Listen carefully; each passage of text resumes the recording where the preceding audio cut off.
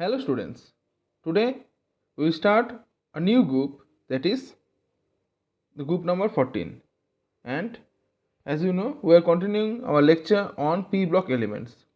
This lecture is presented by me, Pranit Ghatak, your chemistry teacher. So let's begin.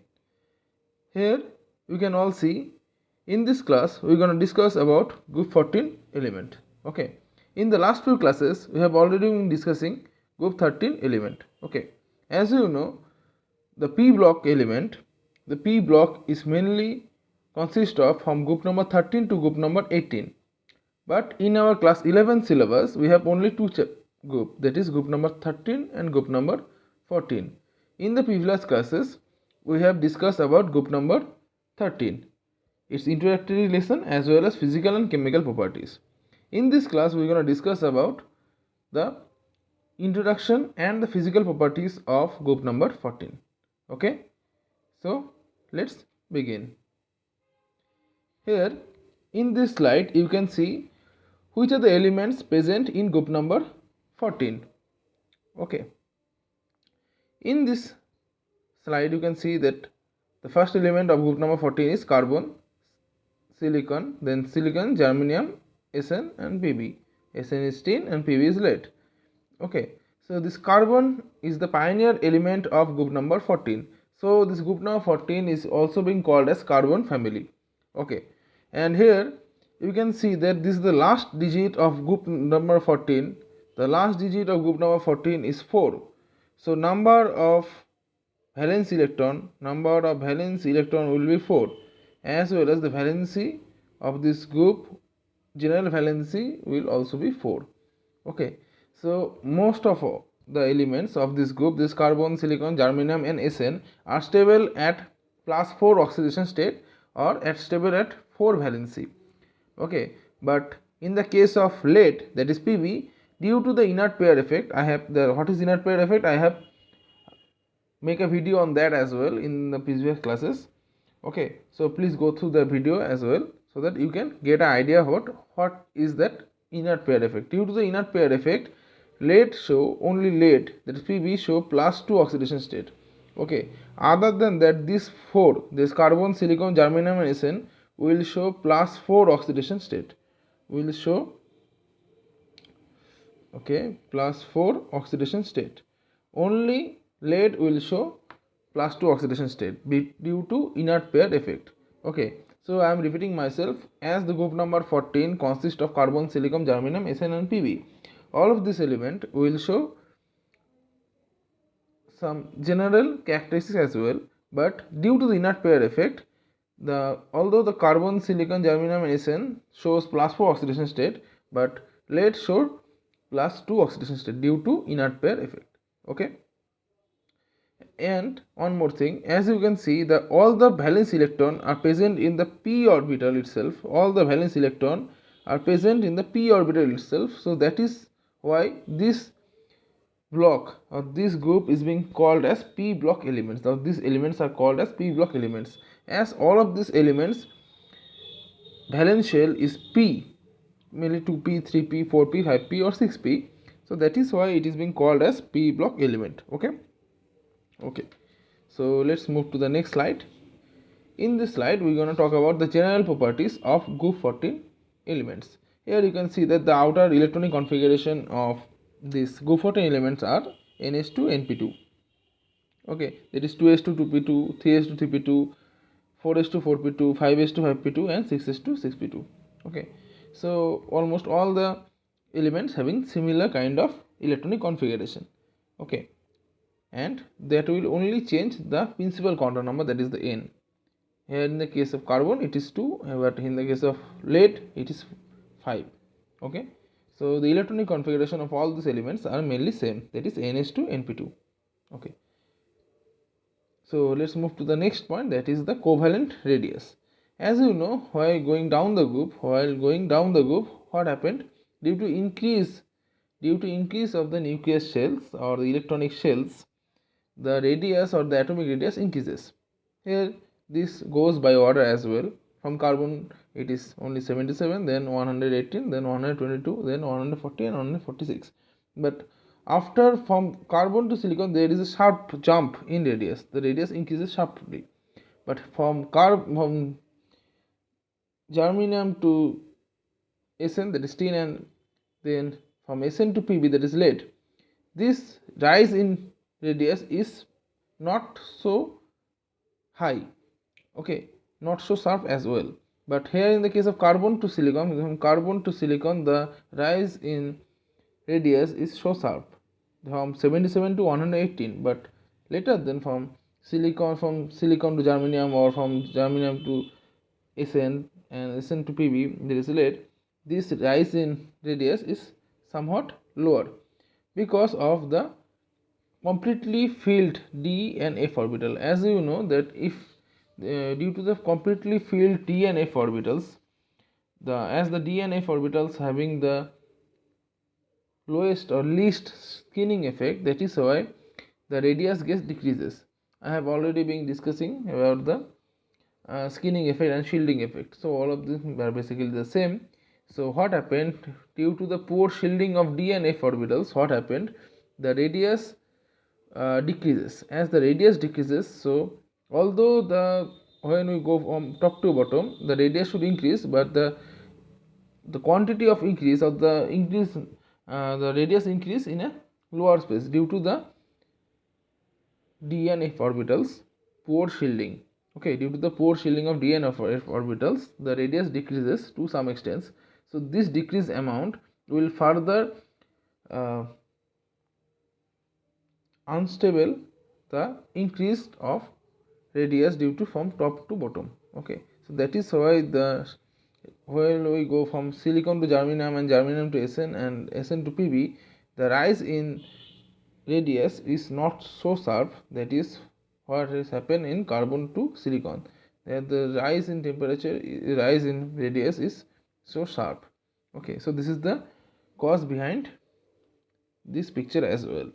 Okay, so that the cause is mainly the poor shielding of d and f orbitals. Okay, so and let's move to the next point, that is the ionization energy. And what is ionization energy? Basically, to the minimum amount of energy that is being required to remove the outermost electron from an isolated gaseous atom and convert it to a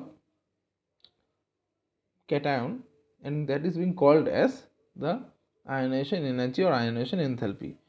Ionization energy, that is being called as IE, is proportional to charge by radius. Okay, so as you know, in a group all of the elements have the same charge, the charge will be same, the charge will be same.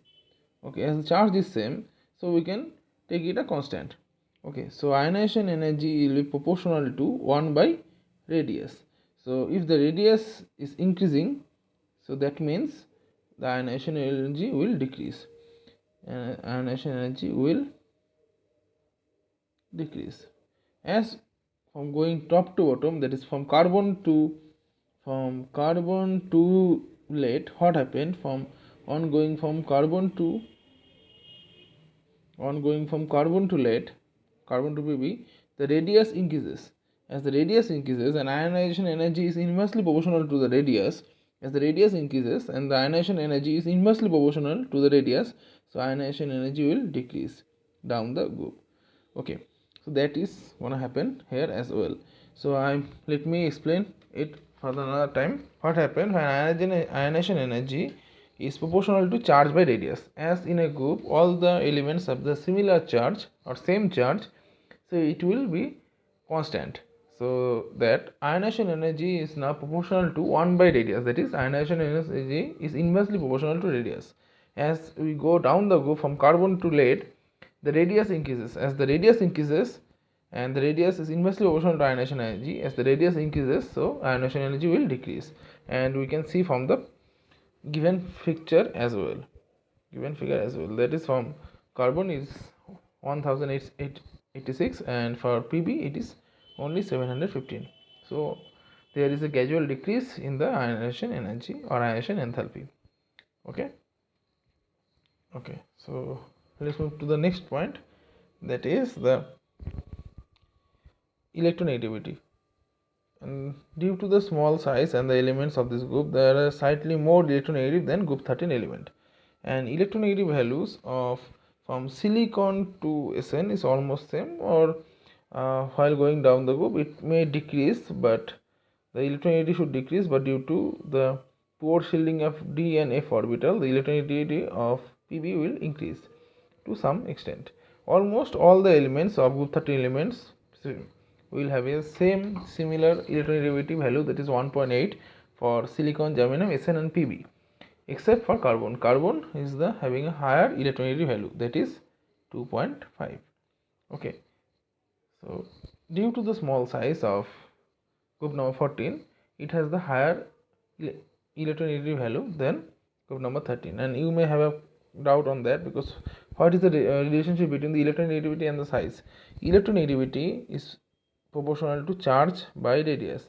As you know from the previous discussion, the charge is of a group is similar or same, so we can take it as a constant. So electronegativity is 1 by proportional to inversely proportional to radius.